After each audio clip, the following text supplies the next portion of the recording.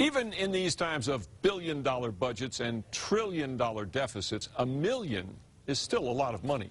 So much that you would think a casino would notice it was missing, but no one did. Here's News 13 investigative reporter Larry Barker with New Mexico's great casino heist.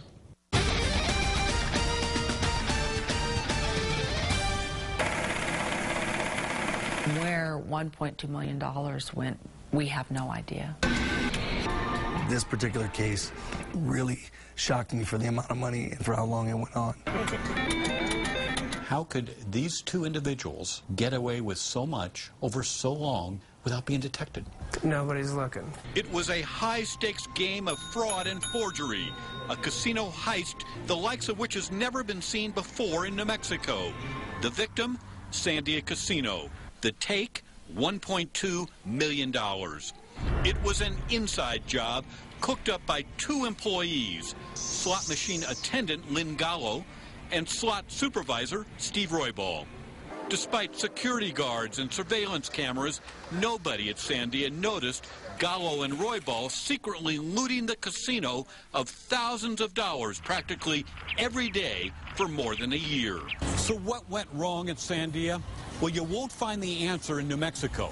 You'll find it here in Glitter Gulch, Las Vegas. In Sin City, you can take a chance on Lady Luck or learn how to run a gambling hall. Anthony Lucas is a casino security expert. He teaches gaming at the University of Nevada, Las Vegas. These two people were just banking on the fact that nobody's looking and that there aren't any internal controls in place, and if so, they're not being adhered to. And this thing doesn't work any other way. Dave Schwartz is director of UNLV's Center for Gaming Management. Obviously, they found a vulnerability in their procedures, and they were able to exploit it pretty effectively, to the tune of $1.2 million. Don't say money. Why do this? Why not do it? Now, it doesn't take the likes of Brad Pitt and George Clooney to mastermind a big-time casino heist. You see, this is Hollywood. Gallo and Roybal were the real deal. So how did they pull it off? Slot machines. Win a couple $1,000s on the slots, and a casino employee will hand you your winnings in cash on the spot. Gallo and Roybal scammed Sandia by creating these phony jackpot payout slips and then pocketing the cash. Here's how it worked. Gallo would hand the casino's cashier this document indicating a customer had won a big slot machine jackpot. The cashier would then give Gallo the winning cash to take to the customer. The transaction was approved by supervisor Steve Roybal. Instead of giving the money to a customer, Gallo simply put it in her pocket. You see, the whole thing was a con game. There was no jackpot and no customer.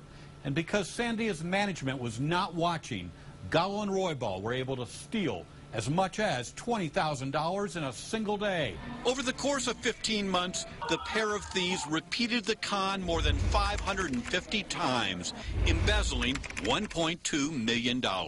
Doesn't matter if it's the MGM Grand in Las Vegas or Sandia, any internal theft or false jackpots of any magnitude is always a big deal. Jeff Voiles is a casino management expert and a gaming professor at UNLV. He says Sandia's internal controls should have detected the scheme well before Gallo and Roybal cashed in on their illegal game. Where they did go wrong is I believe their auditing was not up to par. That auditing created a huge gap, and that gap created a crime.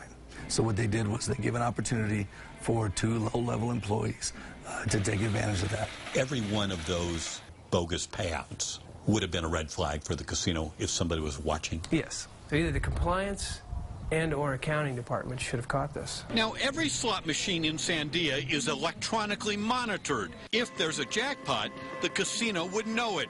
However, no one bothered to verify the phony jackpots. At a minimum, accounting should have been suspicious of so many There's such a great number of manual jackpot slips by the same two people. So this is a major, just sort of intuitive red flag that would pop up, from an accounting perspective. Eventually, greed figured in the game. On October 5th, 2006, the pair pocketed 8 bogus jackpots totaling more than $20,000. It was one too many. A co-worker reported the suspicious transactions to security. Sandia launched an investigation.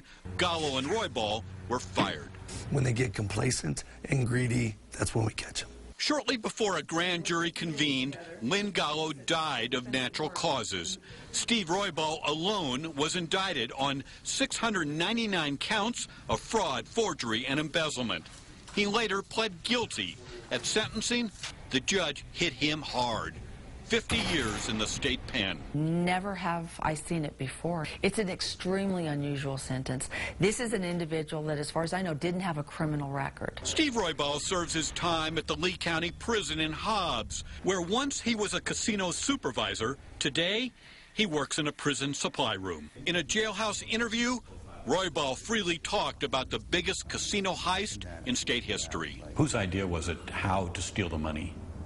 I would have to say it was probably both of ours because of the flaws, I guess you could say, in the system. So was it easy to steal all that money? I guess you could say, yeah, to a point it was, yeah. I mean, they made it that easy because nobody checked, nobody looked back to see what was going on. Steve Roybal is paying the price for his high-stakes crime spree. Is Steve Roybal a master criminal? No, he's not. He's not. He's actually a good person, a real good person. People just need to see that. And where is all that missing cash? There's not hundreds of thousands of dollars in cash stuck in some buried coffee can someplace? Oh, no, there's not. No.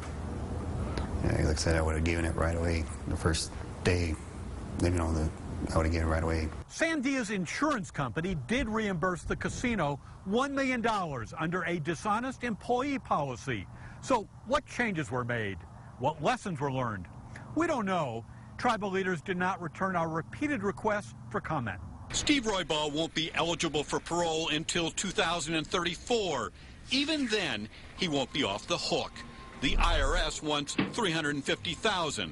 The state tax department wants $30,000.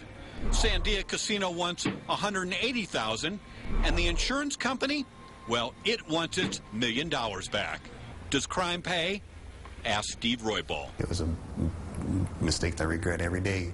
Every day. There's not a moment that goes by that I don't regret it. Larry Barker, KRQE News 13.